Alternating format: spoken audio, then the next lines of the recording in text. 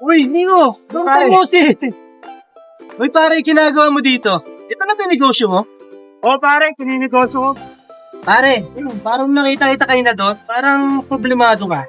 Oo pare, si Aling Nita, magbukas na naman yung negosyo eh. Bago ka kompetensya, baka mauungusan ako nito. Oo, pare. Malaking problema nga yan. Pero di ba miyembro ka ng simbahan? Oo pre, matagal na ako miyembro dyan. Eh kung miyembro ka ng simbahan, bakit ayaw mo pagkapin ng entry fee special loan nila? Sana ito na yung solusyon sa problema ko. Buti na lang may entrepreneur sa simbayanan. Simulan na ang business dreams mo ngayon. Apply na sa entrepreneur loan ng Simbayanan ni Maria Multipurpose Cooperative. Mababang interest, flexible terms, expansion support, tara na at mag-loan na.